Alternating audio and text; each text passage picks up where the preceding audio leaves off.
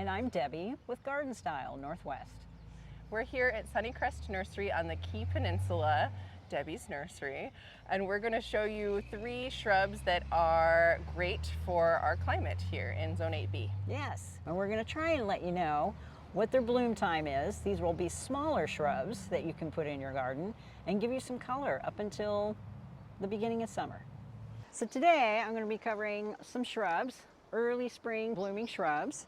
So the very first one I want to talk about is just about to explode into bloom, and this is called a Deutzia, and it is a Yuki cherry Deutzia. I'm going to be your Vanna White while you read about it. Got my helper here holding the shrub.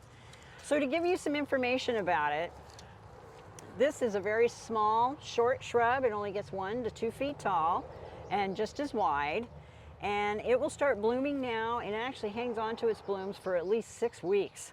And it's beautiful. And we're going to get a close-up view here of the shrub because you won't even be able to see the leaves once it goes into full bloom. But let me tell you about some hardiness. So it's hardy from zone 5 to zone 8, which basically it can handle minus 20 degrees, but it doesn't like it too hot. So zone 8 is where they cut it off. This particular shrub, I have a couple of these in my own yard, and I actually lined a path with them. And once they come into bloom, you're not going to notice anything else that's going on in the yard. This particular variety is from Proven Winners. It's been with us for quite a while, and there are several different varieties of Deutzia that you can get. This one is the most popular just because it's got this kind of dark pink bud on it, and then it just blooms out into a real light pink. Very prolific bloomer, it's amazing. But there are other ones that are more in a white and can be in different sizes, but this by far is the most popular. So Deutzia, you got to look it up now because they're getting ready to go into bloom. But what an awesome shrub to add some spring color to the garden. Do you always find it in this size container? Usually, okay. Yes. Yeah, and this is usually the best way to buy them because their roots are, what can I say? They just have a bigger root system. Yeah. So they take even better. If you're going to make it into a hedge like in your yard, so it just blooms in the spring, and then is it kind of evergreen through the fall? Yes. Ish, well, not evergreen. Fall-ish, right. It's deciduous, so by the time it starts to get really cold, it will drop all its leaves. Does it have any color or anything in the fall? Do you remember? A little bit. It's got, a little bit of an auburn color to it, but it's in its glory usually in the spring. Okay. Right around Mother's Day. So pretty. Just perfect. This one has beautiful blooms. We'll see if we can get those in focus for you. Did you say they lighten up? They get lighter? A little bit. So they start out this pink. The buds are so pretty, like this dark pink, and then they have kind of some striation stripes on the back of them. Man, they are so pretty when they bloom out all the way. Okay, we got to talk about Weigelas. Oh my gosh, I almost bought one last time because they're so pretty. All right, so our next winner, this is a new variety of Weigela, and this one is called Coco Chill. Now this is probably an offset from Wine and Roses, which has been around for a long time in the Weigela family. But what I like about this one is he stays small. And we're kind of talking about smaller shrubs today.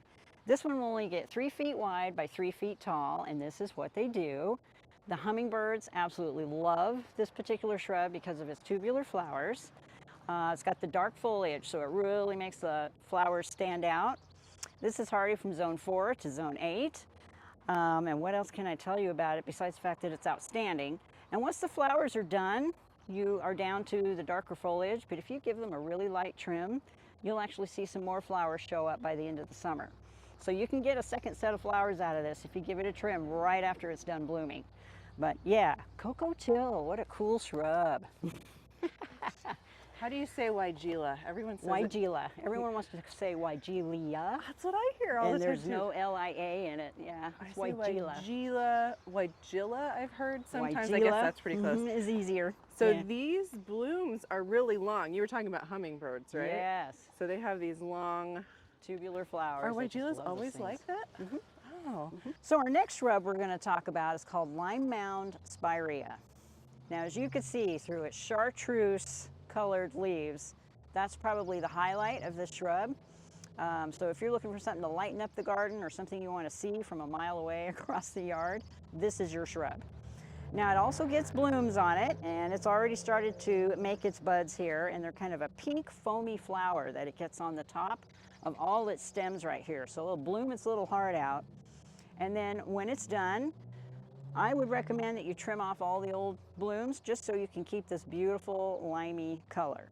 Now the cool thing about this shrub, again, it's another small one. It's only about 3 feet tall by 3 feet wide, and this one's super hardy from zone 3 to zone 9. So there's a lot of you out there that can handle a shrub like this and be able to grow it. Another great thing about spireas is once they're established, they're extremely drought tolerant. You'll hardly ever have to water it once you have it established. You only fertilize it once a year in the spring, and it will do the rest. And what I do with my spirea is in the very early spring, before it even gets its leaves on it, just because it's easier to trim it, is cut it down by about 1/3, and that way you get all these luscious new stems that start coming up, and it'll keep it dense and compact. So there you go, another cool shrub. Now I do have a cousin right over here. Ta-da-ta. A lot of people have been coming in asking for the bridal veil spirea. Well, this is even better, and the reason why I like this one better is it's more compact. This one is called Snow Mound Spirea. And when it starts to get its blooms, you're not even going to see the leaves. It's just going to be like a big white pom-pom ball sitting out there in the yard. And this one will get bigger. This one gets about 5 feet tall by 5 feet wide. But I had to introduce this one to you because everyone's looking for a bridal veil, and this one will actually outdo the old series of the Spirea in bridal veil, just because it's more compact. It keeps its shape better. And again, it's hardy from zone 4 to zone 8. So just had to show you his cousin, and you can see the leaves are a lot smaller on this one. But I already see a bazillion buds on the inside here, so it's about ready to explode as well here in the next couple of weeks.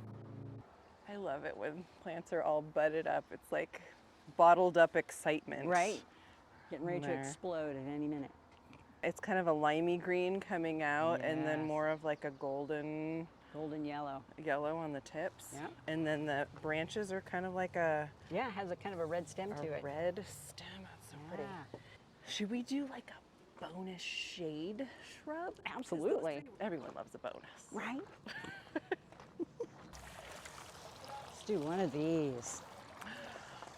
Do I even know what that is? I always try to test myself before someone tells me what it is. Do I know what this is? Darn it. I totally don't know what it is.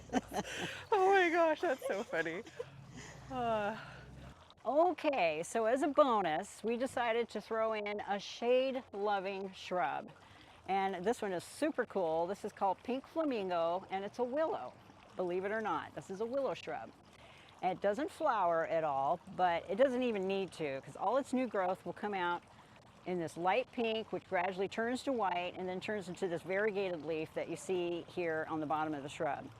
This has become a super popular shade shrub for us. It doesn't need any light whatsoever, but it can take some. It'll take morning light, at least 3 or 4 hours of morning sun, but you definitely want it in the shade by the time you get to 12, 1 o'clock in the afternoon. Now this particular shrub will get about 4 to 5 feet tall. It's hardy down to zone 4 to zone 8. So it's a perfect northwest shrub simply because if you have a damp area anywhere in your yard, this is the plant to get. It can handle wet feet, it can handle real wet areas, as most willows can. And these are super easy to propagate, by the way. But its most outstanding part is the colorful foliage that it has. And what I do is when it gets its initial flush of new growth, and it starts to get a little wiry like willows do, I'll cut it back a little bit and then it'll flush out again with all new growth, just so you can keep this really cool pink white kind of look to the shrub. And it'll keep them kind of real dense and compact. So Pink Flamingo willows, you've got to go to your nurseries and find one of these. They're fantastic for the shade. Do you sell any pink flamingos here? The actual pink flamingo? No. Pink flamingo. So put this in your garden instead of the plastic. Instead of the plastic Florida pink flamingo. Yes. Oh my gosh. Yeah. Let me see. I cannot believe that is a willow. That is so pretty. Isn't that gorgeous?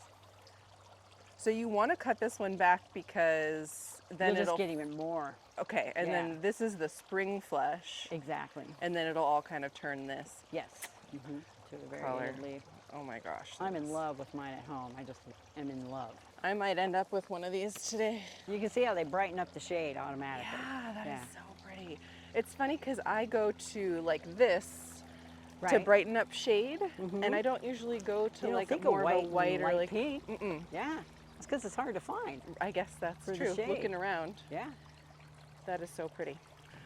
So we're just noticing how good these look together, including the Weigela and the Deutzia over here, and then this is an amazing combination. Please, someone, do this in your garden and take a picture and show it to us because this would be just The beautiful. dark and the light. It's beautiful. Do you think they'd bloom sequentially, like this one would bloom and then this one? Very similar. This kind of gets going first, and then the Spirea will start blooming a little later. There's some succession shrub planting advice for you. There you go. So someone please do this. The dark and the light contrast is gorgeous. We could tuck in like the other green from the other Spirea too, Right. and then we'd have, oh my gosh. Look at that. Okay, how many plants can we hold in our hands together? Beautiful. Thank you for joining us for this shrub video. We're trying to hold all the plants in our hands for you, but it can't quite happen. Sorry, Deutzia. She's in the back. She's in the back. Thanks for joining us. We hope you enjoyed our bonus shade plant. Yes. Sneaky back here. And hopefully we will bring you many more of this type of video in the near future. Let us know in the comments what kind of plants you'd like us to talk a little bit more about. Maybe some annuals, maybe some It's annual season. ground There's covers. So much to cover. I love talking about Department. ground covers, trees. Oh, there's we could just go through every section of Yes. the nursery and talk about them. So easy. So let us know what we should talk about first. Thanks for joining us. Bye. Bye.